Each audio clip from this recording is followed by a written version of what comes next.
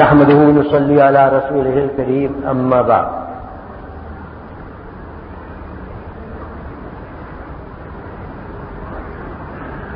میرے محترم بزرگوں اور معزز دوستوں،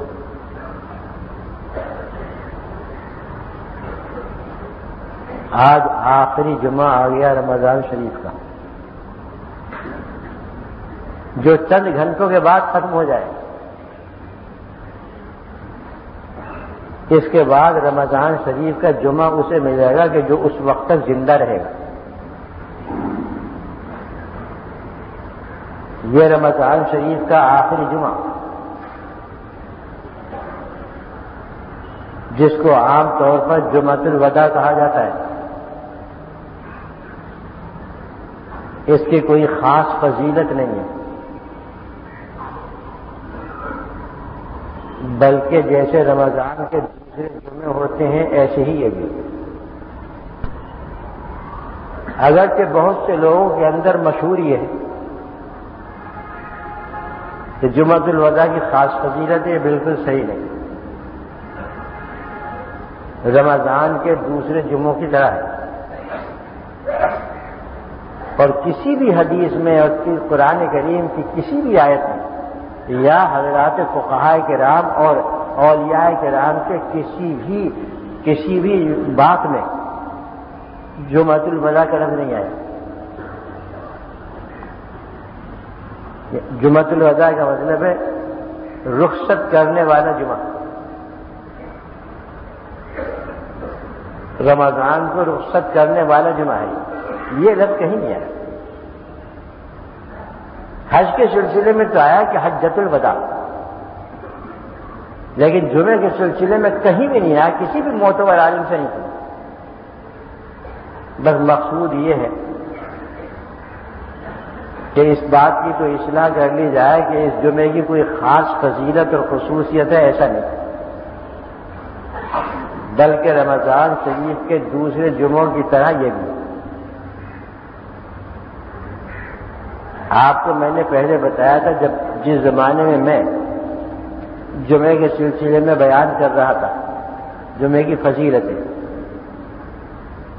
کہ جمعے کے دن چاہے وہ رمضان کا ہو یا رمضان کے علاوہ ہو، ہر نیکی کا ثواب 70 گنا بڑھ جاتا ہے جمعے کے دن.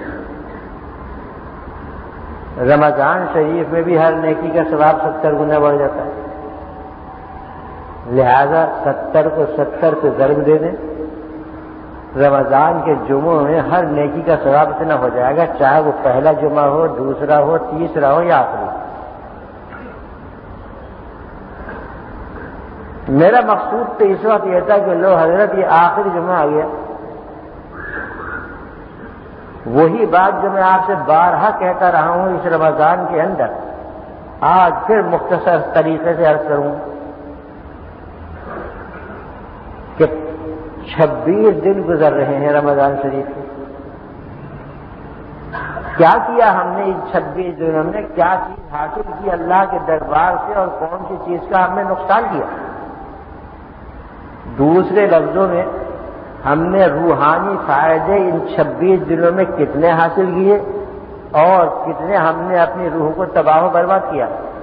اور واضح الفاظ میں جیسا یہ گزشتہ وجہ سے میں نے عرض کیا تھا، ان 26 دنوں میں ہم نے تقویٰ کتنا حاصل کیا اور کتنا ہم تقویٰ سے باہر نکلے. تو غور کرو اس کے اوپر، کرنا چاہیے. روز تو رمضان نہیں ہوتا، سال بھر کے بعد آتا ہے. آج کا جمعہ جو ہے وہ اسی بات کی دعوت دے رہا ہے کہ قریب 3-4 دن میں رمضان شریف رخصت ہو جائیں گے، کوئی ان کو روک نہیں سکتا. اس لیے ماضی پر غور کرو، اور اگر کچھ نہیں کیا ہے تو ابھی 4-5 دن باقی ہیں، کر لو.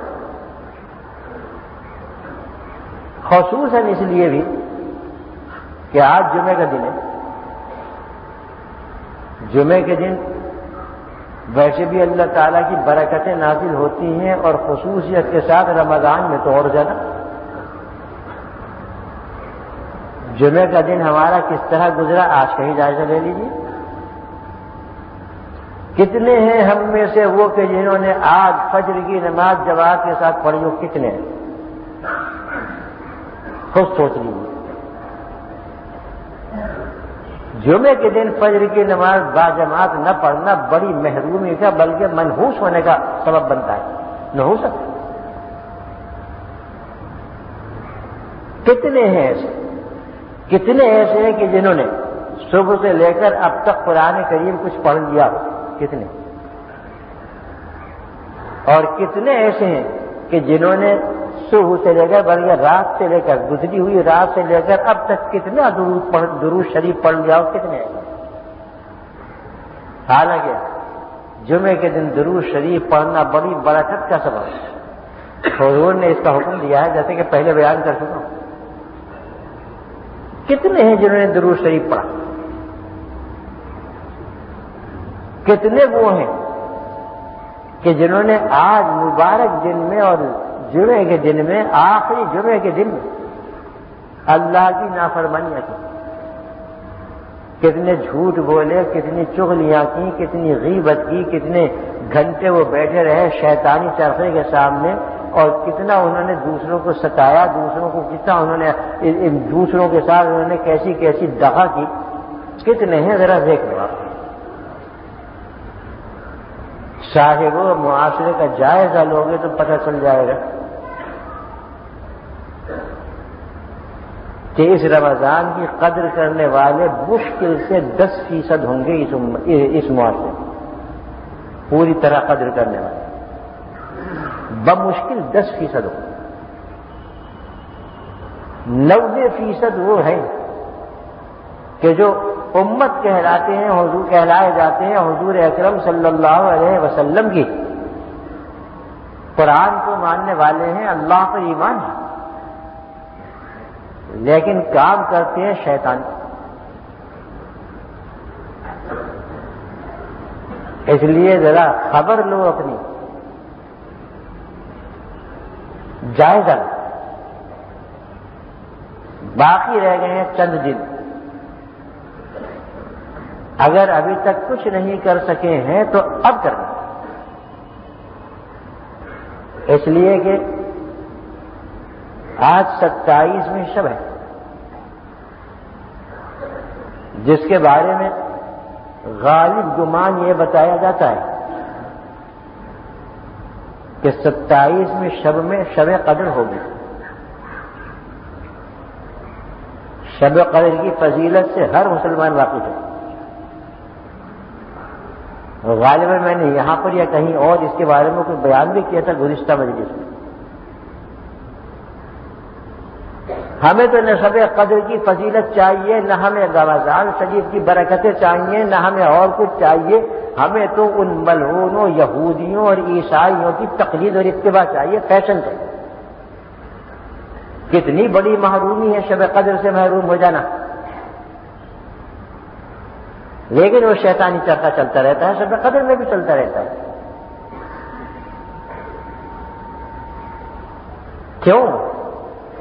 اس لیے کہ ہم صحیح طور پر نہیں سمجھ سکے کہ شب قدر ہے کیا چیز۔ قرآن کریم میں ایک پوری سورت شب قدر کے سلسلے میں آئی ہے، نام بھی اس کا سورۃ القدر ہے۔ پارہ عام کے اندر ہے انا انزلناہ فی لیلۃ القدر۔ نہ اس کا ترجمہ کروں گا، نہ اس کا کچھ مطلب بیان کروں گا، خلاصہ عرض کر دوں گا کہ شب قدر میں عبادت کرنے والوں کو اللہ تعالیٰ اتنا اجر و ثواب عطا فرماتے ہیں ایک رات میں کہ جیسے 1000 مہینے، کم سے کم 1000 مہینے کی عبادت پر عطا فرماتے ہیں۔ یہ کم سے کم کہا ہے میں نے، حالانکہ قرآن کریم میں خیر من الف شہر ہے کہ 1000 مہینے سے بھی بہتر ہے۔ 1000 مہینے کے 83 سال 4 ماہ ہوتے ہیں۔ کس کو ملی ہے 83 سال کی عمر بتائیے؟ اکثریت وہ ہے جو 60 اور 70 کے درمیان یہاں سے لڑک جاتی ہے، رخصت ہو جاتی ہے۔ بہت کم ہیں وہ لوگ کہ جو 80 سے آگے بڑھ گئے۔ ایک رات کی تھوڑی سی محنت 83 سال کی عبادت کے اجر و ثواب رکھے، اللہ کی دین کا کوئی ٹھکانہ ہے؟ ذرا غور فرمائیے۔ یہ رات جو شب قدر کہلائی جاتی ہے، یہ رات مغفرتوں کی رات ہے۔ اگر بندہ صدق دل سے اللہ سے یہ کہہ دے اس رات میں کہ اللہ میں نے بڑی غلطیاں کی ہیں، مجھے معاف فرما، معاف ہو جائے۔ یہ رات رحمتوں کی رات ہے، اس لیے کہ رحمت کے فرشتے، جیسا کہ حدیث شریف میں آیا ہے، آسمانوں سے نازل ہونا شروع ہو جاتے ہیں غروب آفتاب کے وقت سے، اور ان کی قیادت حضرت جبرائیل علیہ السلام فرماتے ہیں۔ رات بھر وہ زمین پر رہتے ہیں،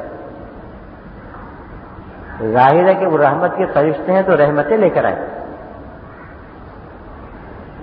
اور ہر عبادت کرنے والے سے اور شب قدر میں جاگ کر اپنی توفیق کے مطابق اللہ کو راضی کرنے والے سے مصافحہ کرتے ہیں، ان کے لیے دعائے خیر کرتے ہیں۔ سوچو آپ ذرا کتنی بڑی نعمت سے محروم ہیں۔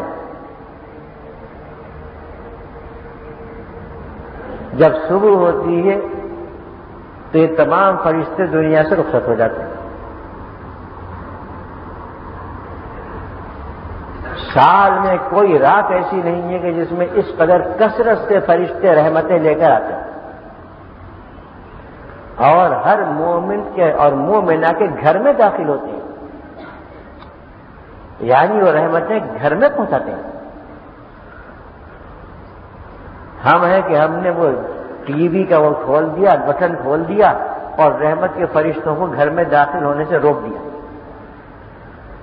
اس لیے کہ رحمت کے فرشتے وہاں نہیں جاتے جہاں تصویر ہو، جیسا کہ حدیث شریف میں بالکل صاف طریقے سے آیا۔ یہ شب قدر دعاؤں کی قبولیت کی رات ہے۔ اپنی جو دعائیں قبول کرانا ہے اس میں مانگیے۔ اللہ تعالیٰ کے لیے ہماری دعاؤں کا قبول کر لینا مشکل نہیں ہے۔ نہ صرف یہ کہ وہ دعائیں قبول کرے گا اور حاجتیں پوری کرے گا، بلکہ خوش بھی ہوگا، اس لیے کہ جو بندہ اللہ سے دعا نہیں مانگتا تو وہ اللہ تعالیٰ اس سے ناخوش رہتے ہیں۔ کریم تو یہی چاہتا ہے کہ کوئی اس سے مانگتا رہے اور وہ دیتا رہے۔ یہ رات جو شب قدر کہلائی جاتی ہے، مغرب کے وقت یعنی غروب آفتاب سے شروع ہوتی ہے اور شہری کا وقت ختم ہونے تک رہتی ہے، تمام رات۔ اس پوری رات کے جتنے حصے میں بھی آسانی کے ساتھ آپ کو میسر ہو، اپنی قوت، اپنی صحت کو پیش نظر رکھ کر، اپنی فرصت کو پیش نظر رکھ کر معمول سے زیادہ کچھ عبادتیں کر لیں، کچھ تلاوت قرآن کریم کر لیں، کچھ ذکر و اذکار کر لیں، درود شریف پڑھ لیں، دعائیں کر لیں، چاہے وہ بالفرض کہہ رہا ہوں 1 گھنٹہ ہو، انشاءاللہ شب قدر سے محروم نہیں رہے، بشرطے کہ وہ پوری رات جاگنے پر قادر نہ ہو۔ جیسے بڈھے آدمی ہوتے ہیں، مریض اور بیمار ہوتے ہیں، یا وہ لوگ کہ جو کاروبار میں مشغول ہوتے ہیں وہ پوری رات نہیں جا سکتے ہیں، دوسری اور حضرات بھی، ان کے لیے بہترین طریقہ یہی کہ مغرب سے لے کر صبح کا وقت آنے تک، صبح صادق ہونے تک، اس عرصے میں اپنی توفیق کے مطابق جتنی بھی عبادت کر لیں گے وہ شب قدر کا ثواب پا لیں گے۔ کیونکہ تمام رات جاگنا اور بیدار رہنا ضروری نہیں ہے. لیکن یہ یاد رکھیے کہ اس رات میں شب بیداری کا یہ مطلب نہیں کہ مسجد میں مجلسیں جمع نہیں، باتیں ہو رہی، چائے کا دور چل رہا ہے، پھل منگا کر کھائے جا رہے ہیں اور بیدار، یہ مطلب نہیں. اس کا مطلب یہ ہے کہ اللہ کو راضی کرنے کے لیے جتنی دیر بھی عبادت کرنا ممکن ہو کر لو، شب قدر حاصل ہوگا. اگر کوئی بندہ طاقتور ہے اور وہ پوری رات بیدار رہ کر عبادت کر سکتا ہے تو اس کے لیے بڑی خیر کی بات ہے، لیکن جو نہیں کر سکتا تو اس کے لیے ضروری نہیں. اس کی فضیلت حاصل ہو جائے گی، کیونکہ آج کی رات زیادہ تر امکان یہی ہے کہ شب قدر ہوگی، اس لیے میں نے اس کے بارے میں عرض کر دیا. میرا مقصود تو دوسرا تھا جس کی طرف میں نے شروع میں توجہ دلائی کہ حضرات ابھی وقت باقی ہے، اگرچہ تھوڑا ہے، لیکن آپ اس سے کام لیں، اپنے رب کو اور اپنے مالک کو راضی کریں، گناہوں سے اپنے توبہ کریں، مغفرت اللہ سے طلب کریں، اپنی دنیا اور آخرت کی حاجتوں کے لیے اللہ سے دعائیں کریں. وہ بڑا دینے والا ہے، نواز دے گا، لیکن وقت کو برباد نہ کریں، کام نہیں. آج کی رات شب قدر ہے، اس کے بارے میں ابھی میں نے عرض کر دیا بہت مختصر طریقے سے. اس کے بعد کے جو دن ہیں اور راتیں ہیں، یعنی 28ویں شب اور 29ویں شب، اور پھر اگر چاند رات ہو جائے تو یہ بھی مومن کے لیے معمولی نہیں ہے. اللہ تعالیٰ نے ان راتوں اور ان اوقات میں بھی نوازنے کا انتظام کر دیا ہے، کوئی لینے والا ہونا چاہیے. چنانچہ 29ویں شب میں جو غالباً اتوار کے بعد آئے گی، اتوار کا دن گزرنے کے بعد آئے گی، اس میں بھی شب قدر ہونے کا احتمال ہے. اور 29ویں شب میں اللہ تعالیٰ خوب مغفرت فرماتے ہیں اپنے بندوں کی. پھر اس کے بعد 29واں دن ہے جو پیر کا دن ہوگا،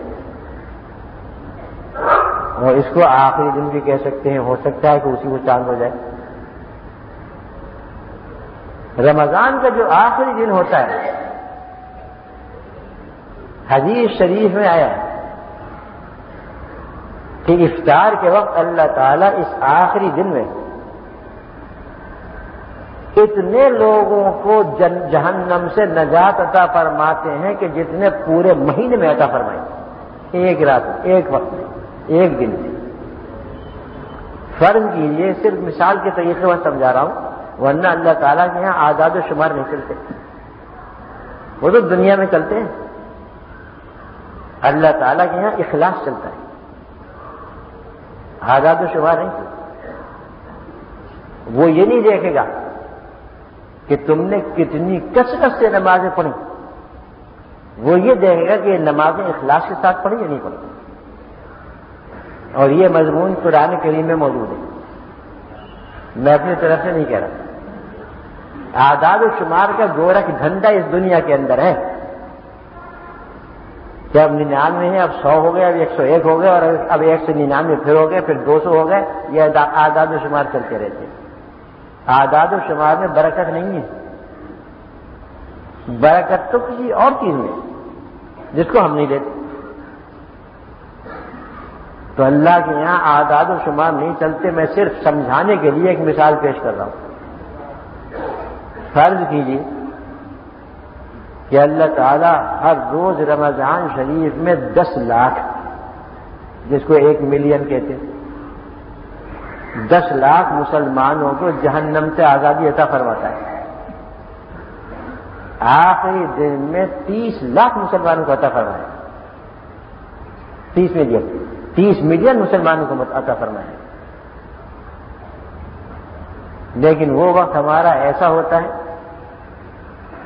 کہ ہم اس کی طرف توجہ نہیں رکھتے، اور اس آخری روزے کو ہم اللہ سے کچھ کہتے بھی نہیں۔ سامنے کھانا چنا ہوا ہوتا ہے، افطاری رکھی ہوئی ہوتی ہے، بس اسی پر نظر رہتی ہے۔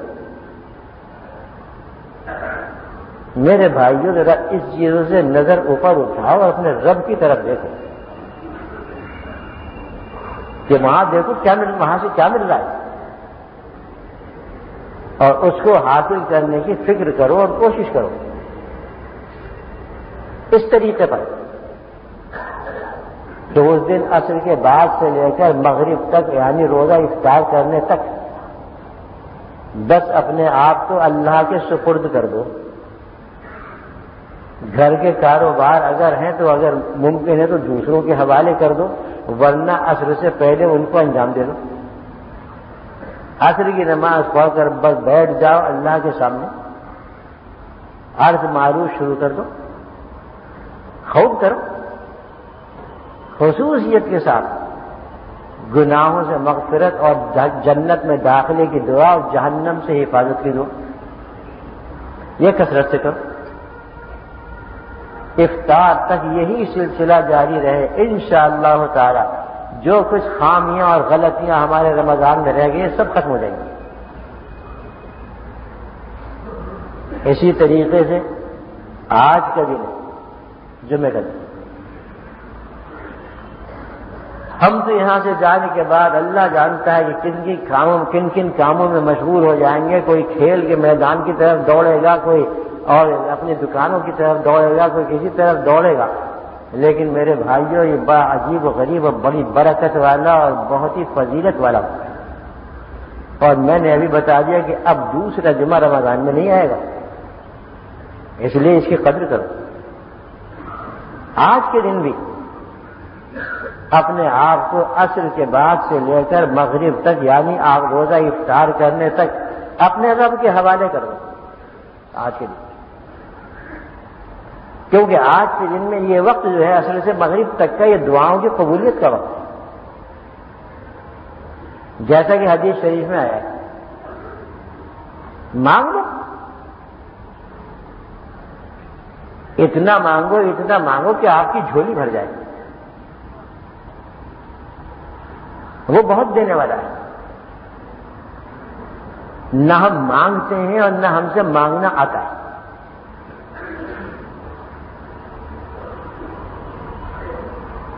چاند رات آ گئی،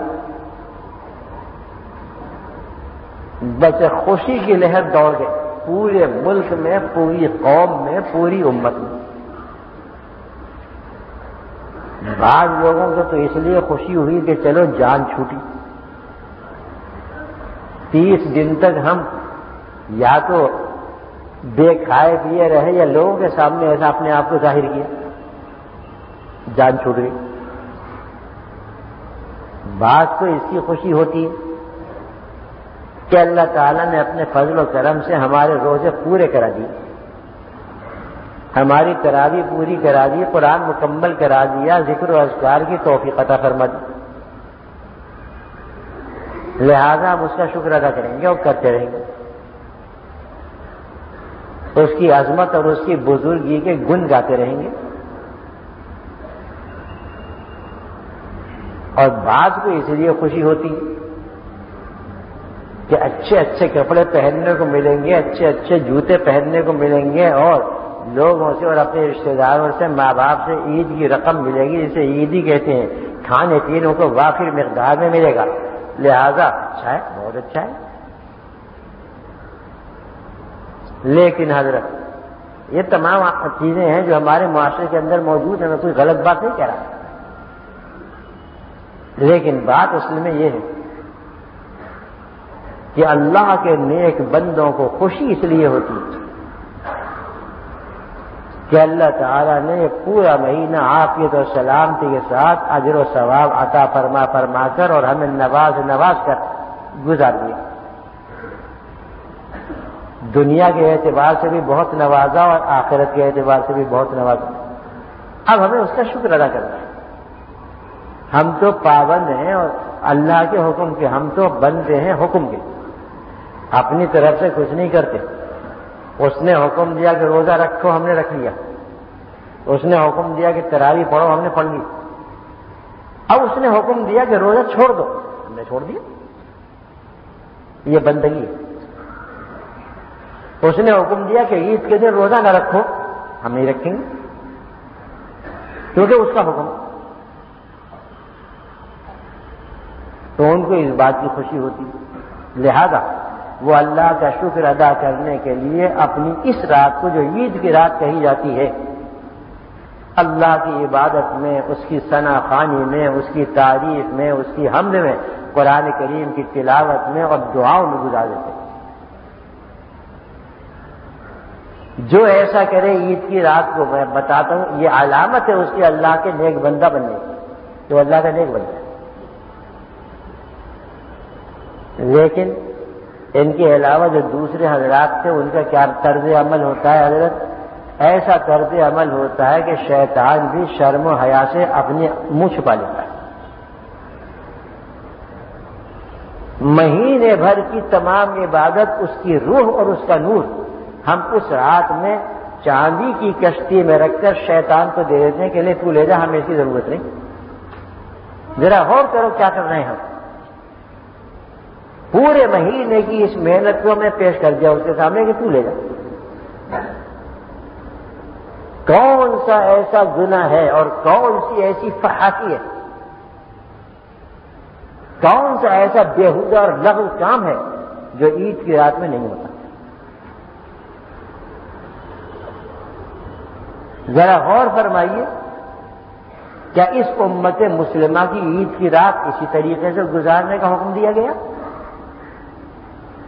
یا عبادت کا حکم دیا گیا ہے؟ حدیث شریف میں ہے کہ عید کی رات جو ہوتی ہے، چاند رات جسے ہم کہتے ہیں، یہ آسمانوں میں اس کا لقب ہے لیلۃ الجائزہ، یعنی انعامات تقسیم کرنے کی رات. اس کا نام یہ ہے، انعامات تقسیم کرنے کی رات. کس بندے نے اپنے رب کو کتنا خوش کیا اس کو یہ انعام دے دو. اللہ کو خوش کرنے کے اعتبار سے انعامات تقسیم ہوتے ہیں.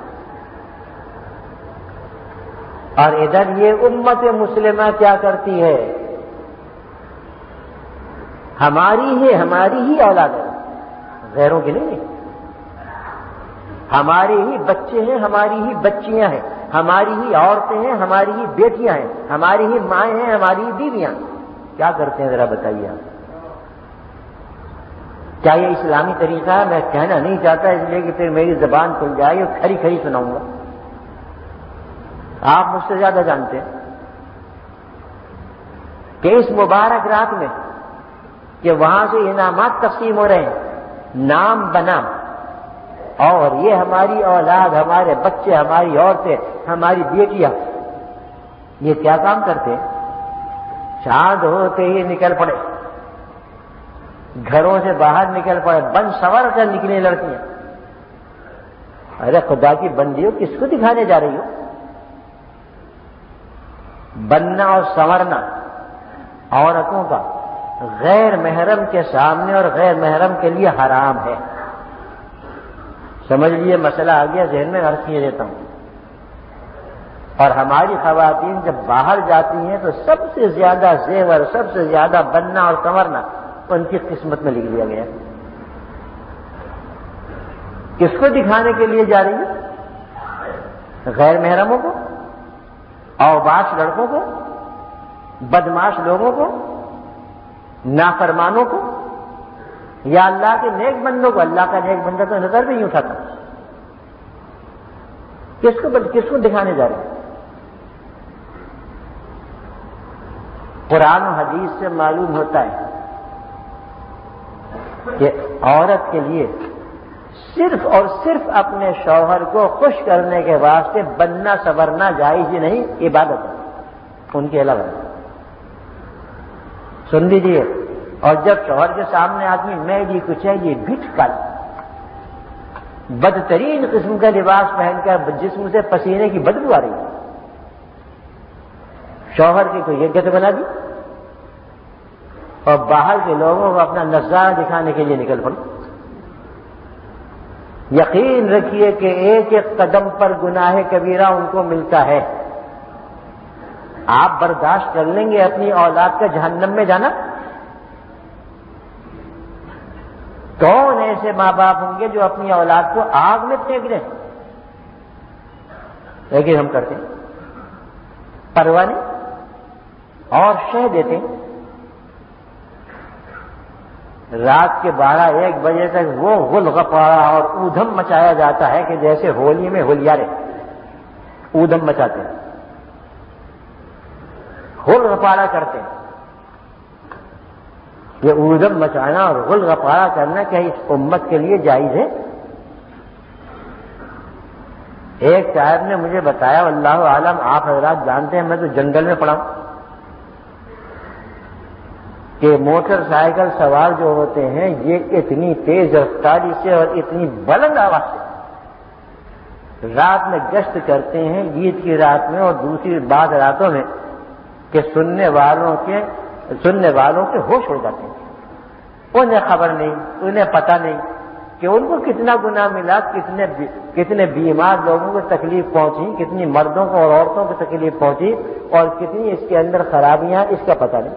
بس ایک رسم بن گئی، وہاں سے آئی ہوئی، مدینے سے آئی ہوئی رسم نہیں ہے، یہ مکے سے آئی ہوئی رسم نہیں ہے، ادھر سے آئی ہوئی جس کو آپ جانتے ہیں، ایک رسم بن گئی اور بس چل پڑ۔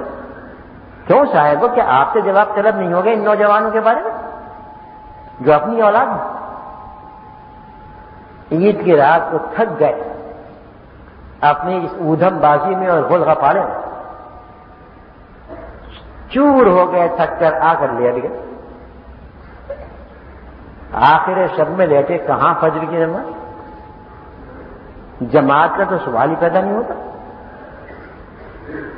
ماں باپ نے اٹھا دیا زبردستی کہ ارے اٹھ جا، عید کا دن ہے، اٹھ جا، تو عید کا نام سن کے اٹھ بیٹھا، جلدی جلدی تیاری کی،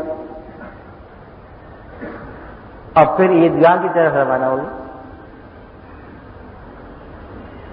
کس طرح روانہ ہوتے ہیں آپ ذرا دیکھیے، ایک طرف مومن کی روانگی ہے عید کے دن، اور ایک طرف ایسے مجرموں کی روانگی ہے۔ مومن کی روانگی اس طریقے سے ہوتی ہے جو حضور اکرم صلی اللہ علیہ وسلم نے بیان فرمایا کہ وہ اپنے ان اچھے کپڑوں کے ساتھ، اچھے کپڑوں میں ملبوس ہو کر، کہ جو اللہ نے اس کو عطا فرمائے ہیں، خوشبو لگا کر، سر میں تیل لگا کر، داڑھی میں تیل اور خوشبو لگا کر روانہ ہوتا ہے گھر سے، اس لیے کہ فرشتے گلی کے نکڑ پر کھڑے ہوئے اسے آواز دے رہے ہیں کہ نکلو، جلدی نکلو، اللہ کے فضل و کرم کی طرف نکلو، اللہ کی مغفرت کی طرف نکلو، اللہ تعالیٰ کی عطاؤں کی طرف نکلو۔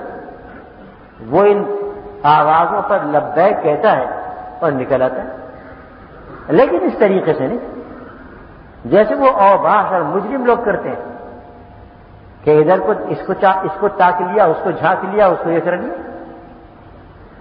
بلکہ اس طریقے سے جیسے حضور اکرم صلی اللہ علیہ وسلم نے ہمیں تعلیم دی کہ جب عید کے دن اپنے گھر سے نکلو عیدگاہ جانے کے لیے، تو تم یہ تسبیح اور یہ تکبیر پڑھتے ہوئے گھر سے چلو، اللہ اکبر، اللہ اکبر، لا الہ الا اللہ واللہ اکبر، اللہ اکبر وللہ الحمد۔ گھر سے نکلے اور یہ تسبیح شروع ہو گئی۔ عید الفطر میں بلند آواز سے نہ پڑھو، آہستہ آواز سے پڑھتے ہوئے چلے جاؤ، پورے راستے اللہ کے ذکر میں رہو، اللہ کو یاد کرتے رہو، اس کی نعمتوں اور اس کے احسانات کا شکر ادا کرتے رہو۔ جب عیدگاہ میں یا مسجد میں قدم رکھا تکبیر چھوڑ دو، اب تکبیر نہیں، بس یہ راستے کی تکبیر ہے، گھر میں بھی نہیں ہے بلکہ گھر سے نکلنے پر ہے، اور عیدگاہ میں یا مسجد میں بھی نہیں ہے بلکہ آتے ہی وہ ختم ہو گئے۔ عیدگاہ میں بیٹھ جاؤ، کسی کو تکلیف نہ پہنچاؤ، شور و شغب نہ کرو، ہر مسلمان سے اخلاق کے ساتھ پیش آؤ۔ اگر کسی کو جگہ نہیں مل رہی، اپنے پاس جگہ ہے تو اس کو دے دو۔ اس طریقے سے عید کی نماز پڑھ دو۔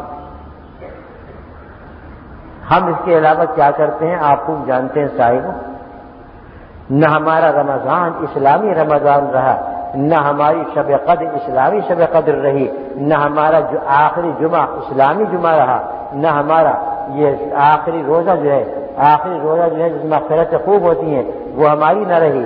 اسی طریقے سے چاند رات اسلامی نہ رہی، عید بھی اسلامی نہ رہی۔ کافروں کی نقلیں، ملعونوں کی رسمیں داخل کر لی ہم، ان ملعون رسموں میں سے عید کارٹ کی رسم، خوب سمجھ لیجیے، آپ ناراض ہوں گے ہو جائے، یہ منحوس رسم ہے اور ناجائز رسم ہے۔ صاحب ذرا بتاؤ تو صحیح، کیا حضور اکرم صلی اللہ علیہ وسلم نے کسی کو عید کارٹ بھیجا؟ یا صحابہ کرام میں سے کسی نے عید کارٹ کسی کو بھیجا؟ ان صحابہ کرام کے اور خلفائے راشدین کے کافر بادشاہوں سے روابط تھے، کیا انہوں نے ان کو عید کارٹ بھیجا؟ کافروں کو نہیں بھیجا۔ اللہ کے جتنے بھی اولیاء گزرے ہیں اس امت میں، کیا انہوں نے عید کارٹ بھیجا؟ آپ ذرا سوچو، اب سے 60-70 سال پہلے تک کیا اس امت میں عید کارٹ جاری تھا؟ یہ بزرگ بیٹھے ہوئے یہاں پر بہت سے اتنی عمر کے، آپ ان سے پوچھ لیجیے، یہ رسم بد اور یہ رسم حرام اس معاشرے کے اندر آئی مغرب سے، صاف لفظوں میں عیسائیوں کی جانب سے، کیونکہ ان کے یہاں کرسمس کے موقع پر یہ کام ہوتا ہے۔ ہم نے سوچا کہ ہم بھی اس کو کریں، اور اب اتنی کثرت سے اس کا وہ ہو گیا رواج کہ 4 ارب روپے کے عید کارڈ ان ایام میں فروخت ہوتے ہیں، 4 ارب روپے۔ وہ قوم یہ فضول خرچی کرتی ہے کہ جو قلاش ہے، وہ قوم یہ کام کرتی ہے کہ جو کنگلی ہے، وہ قوم یہ کام کرتی ہے کہ جو مخروض ہے، وہ قوم یہ کام کرتی ہے کہ جو اپنے پیسے کا صحیح طریقے سے استعمال کرنا نہیں جانتی، وہ یہ کام کرتی ہے۔ نہ عقل اس کی تائید کرتی ہے اور نہ ہوش و خرد اور نہ معاشرے کے حالات، لیکن دیکھ لیجیے 4 ارب روپے کے یہ کارڈ فروخت ہوتے ہیں۔ یہ تو میں نے ایک معمولی سا مختصر سا آپ کے سامنے جائزہ پیش کیا ہے، ورنہ ہو سکتا ہے اس سے بھی زیادہ ہوں۔ ذرا شرم کرو، نوجوانوں سے خصوصیت سے کہتا ہوں، نوجوان لڑکیوں سے شرم کریں۔ یہ رسم جو خالص عیسائیوں کی ہے، مسلمانوں میں کیوں آئی؟ اللہ کے پرستاروں میں کیوں آئی یہ رسم؟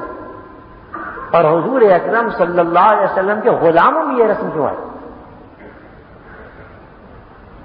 ہم نے اپنی عید کو تباہ کر دیا اور اس طریقے سے تباہ کیا۔ بارہا کہہ چکا ہوں اور آج بھی کہہ رہا ہوں کہ فیشن کے نام پر ہم مرتے ہیں، اور یہ بھی میں کہہ چکا ہوں کہ فیشن میں جتنی چیزیں ہیں وہ سب کی سب گناہ کبیرہ ہیں۔ جس کا دل چاہے میرے پاس فہرست لے کر آ جائے، میں قرآن و سنت سے ثابت کر دوں گا انشاءاللہ کہ یہ گناہ کبیرہ۔ اسی فیشن نے ہمیں اس لعنت کے اندر گرفتار کر دیا. شاہد